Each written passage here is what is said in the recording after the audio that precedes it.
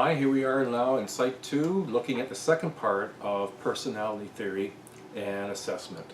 Now what I'm going to do in the second one here is look at more of the current theories of personality, and we'll look at a few theorists that sort of focus on a particular area of personalities that's more current, and then we'll look at assessment techniques and strategies and what's been used to sort of evaluate and diagnose, if you will, personality.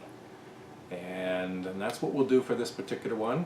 And this is week 9, so we're getting near the end, and I hope you're enjoying your semester. And good luck on the rest of this semester, and good luck on this chapter. Thank you, and let's get on with this. Okay, what we're going to look at here is starting at trait theories. Now, a trait, it's a stable and consistent personal characteristic used to describe or explain personality.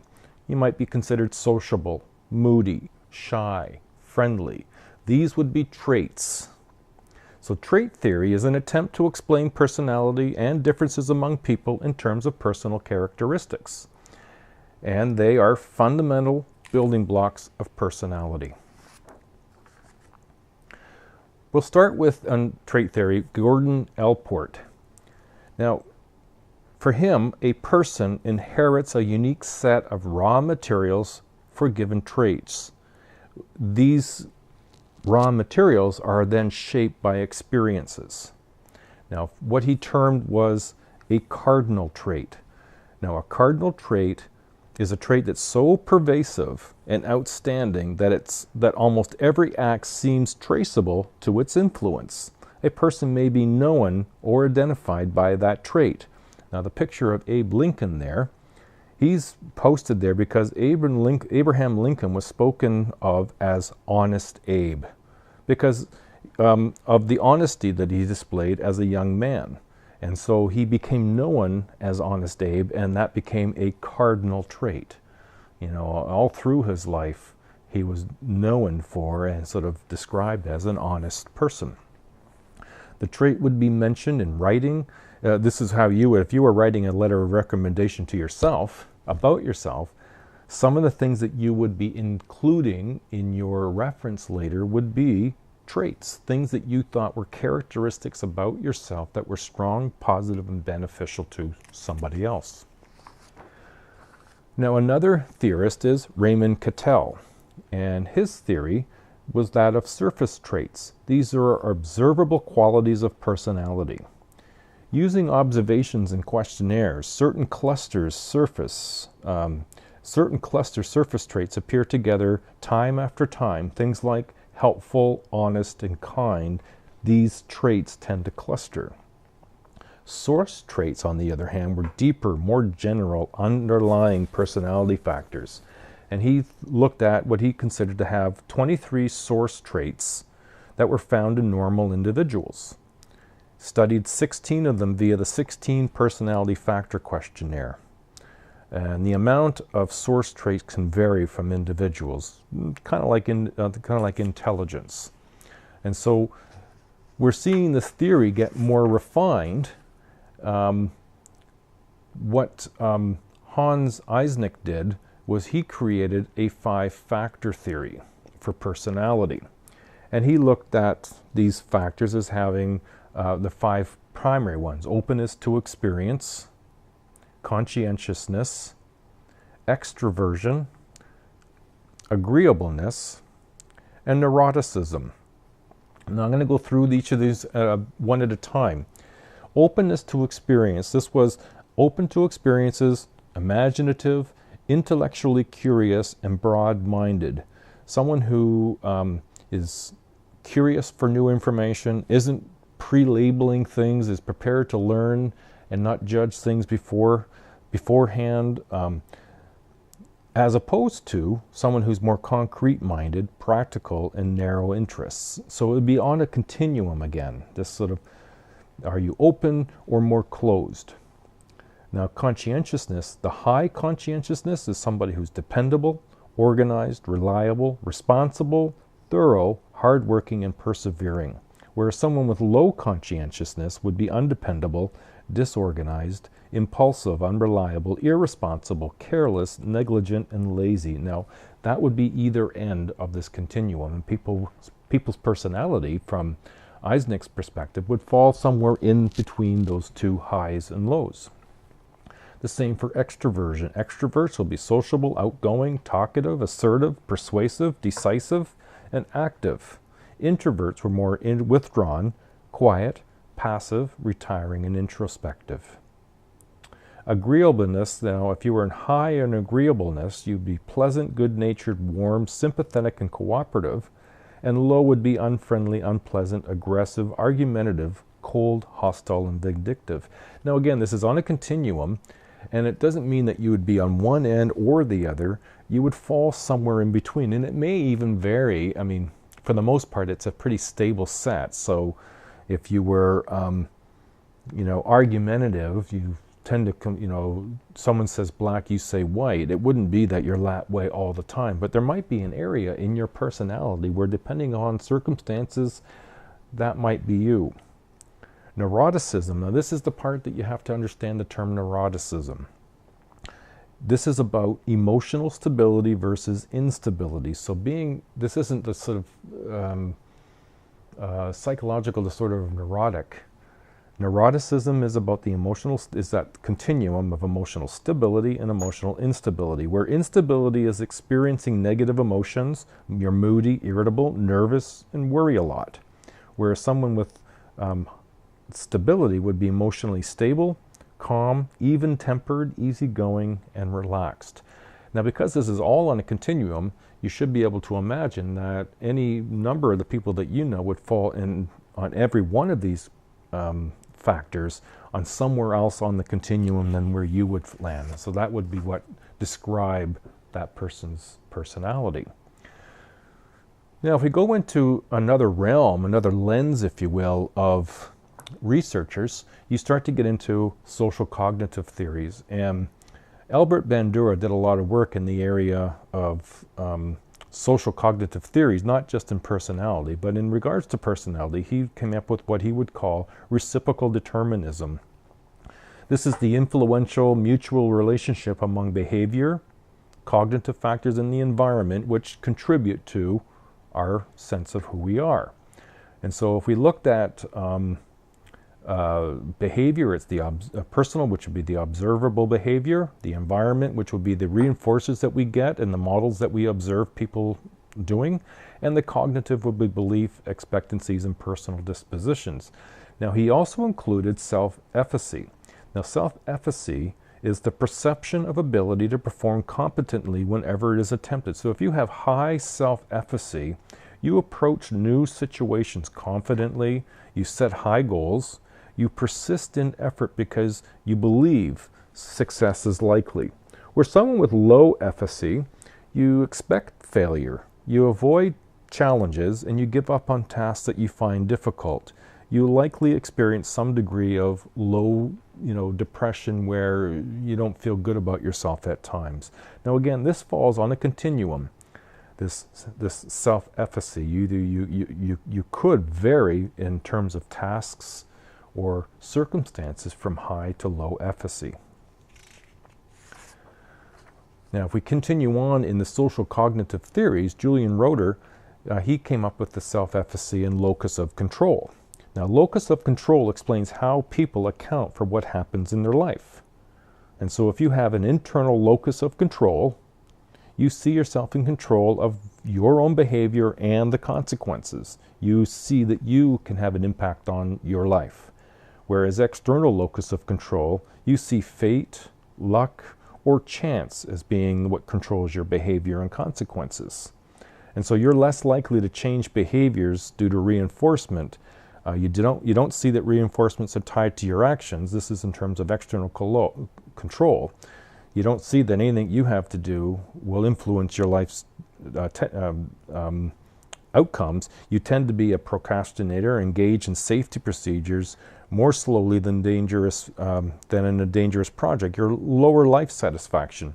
Whereas in internal locus of control, you really do feel like you have a direct impact on your life. When things go bad, you can do things to make your life feel better, and that's internal locus of control. if you're an external locus of control, when things start to go bad, you don't think you can make them better. Life is just being troublesome to you. And that's an influence on your personality from Rotter's perspective. Now, if you look into humanistic theory, this is probably something you've heard of before, the hierarchy of needs. Now, in humanistic psychology, people are assumed to have a natural tendency towards growth and realization of their fullest potential. This theory is more optimistic and more sensitive to emotional experiences and are difficult to test scientifically, though. And both Abraham Maslow and Carl Rogers were instrumental in this particular theory area. Abraham Maslow thought that motivational factors are the root to personality. And the hierarchy of needs, well, your personality would be established based on what level of your hierarchy of needs could you meet. So if you think of somebody as homeless, some of their personality, if not a lot of their personality, is motivated by the motivation for the need for safety, biological needs like food, oxygen, water, sleep. Whereas maybe you and I, we might be bouncing between belonging and love needs and esteem needs because of how we live our lives and what we're motivated by. We already know we have our biological needs and our physiological needs. We maybe even already know we have our safety needs. So we might start being motivated by the need to be loved and to love and the need to affiliate with others and be accepted. And if we have that already, then we are motivated to esteem needs. Now, if we can move all the way to the top, and both Rogers and Maslow argue that not very many people manage to meet all the needs, including the need for self-actualization, and fully meet that. But a self-actualizer can accurately perceive reality. They don't need to build it up or tear it down. They see it as it is, and they approach life as it is. They judge more honestly and quickly, and they are able to spot honesty and fakeness pretty easily. They're comfortable with life. They accept themselves, they accept others, and they accept nature as it is. They have a good sense of humor, and they're tolerant. They believe they have a mission to accomplish and feel the need to devote their life to something larger and better than themselves. They do not depend on external authority or other people to direct them. They have relationships that are characterized by deep and loving bonds. They can laugh at themselves. They find deep meaning and insight and harmony with the universe. Now, the conditions of worth, the positive regard, this is conditions of worth is what comes from Carl Rogers mostly. This is where positive regard hinges on parental conditions. And positive regard would just be people feeling good about you and expressing that to you, that you are good because you are you. They live and act according to someone else's values, gain positive regard by defying your true selves. This inhibits your behavior and denies or distorts perception. So the idea behind the goals of theory would be enable people to open up to experiences, begin to live according to your own internal values. Unconditional positive regard would be a positive way to unleash that possibility for you. Now, we don't have a single theory to explain personality, and there's never a single explanation for any social phenomenon or any personal phenomenon. And so we have a variety of ways that we might assess personality. And one of the first and most important would be observations, then interviews, and we could use rating scales. Now, observations are used in a variety of settings to assess personality. These observations can be used in hospitals, schools, clinics, and workplaces. Interviews, well, they help diagnose in the treatment of patients. Screening applications for admissions to college are oftentimes done as an interview to see if you have the kind of qualities that a university or a college might want. Special programs, evaluating job applicants or performance. And so when you go for an interview, part of what they're evaluating is your personality and its appropriateness for the kind of job they're asking for a hire for. You can evaluate through an interview a person's tone of voice, their speech, mannerisms, gestures, and general appearance is also considered. Structured interviews include prearranged questions and formats. And then rating scales, well, these are used to record data from interviews and observations, provide a standardized format, help focus raters' attention on all relevant traits. Now, the limitations are that the rating can be subjective, the tendency of raters to be excessively influenced by their overall evaluation of a person by one or a very few favorable or unfavorable traits. So there are strengths and weaknesses to personality assessments, and this is an important element that all ratings go through, is whether they're reliable and whether they're valid. So if we look at some example of inventories, these are paper and pencil tests. They contain questions about a person's thoughts, feelings, behaviors, and they measure several dimensions of personality. What you see in the bottom right would be a graphic representation of a particular inventory where you can see the degree or the amount of what personality traits might be a part of your experience. Can be scored according to a standard procedure. It yields a personality profile, and what you see on the right would be a personality profile. And where does a person fall on these various dimensions or traits? Now, the Minnesota Multiphasic Personality Inventory, the MMPI-2, this is the most widely used and heavily researched personality inventory. It aids in diagnosis of psychiatric problems and disorders. It was originally administered to a group of psychiatric parents, used over 1,000 questions about attitudes, feelings, symptoms, and they retained about 550 items that differentiate psychiatric patients from those that are considered normal. The second edition added items on alcoholism, drug abuse, suicidal tendencies, eating disorders, and type A behaviors. The validity scales integrated to detect who are those who are lying. So they try to create checks and balances in their assessments to weed out people who are lying, faking a psychiatric illness, faking no psychiatric illness, or does not reveal any normal personality differences very well. And so these tests are done in such a manner to sort of, if you will, the way that often these tests are done is they have what's called hot questions, and hot questions will be key questions that, when answered, give insight into personality, where some of the questions are not hot questions. And this is one way they try to weed out the lying and the faking.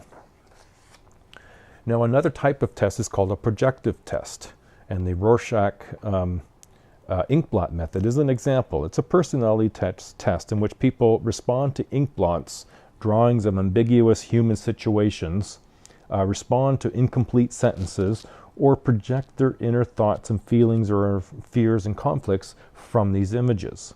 So while viewing 10 ink blots, the test taker is asked to describe everything that he or she thinks about the ink blot, what the ink blot looks like or resembles. Standardized scoring developed aids in a normative data. It just after a lot of people had used the same ink blots, there would be a pattern that would be emerging over the kinds of responses people would make and how that might translate into a more standardized view of categories for personality. And then the last test we'll look at is the Thematic Appreciation Test, the TAT.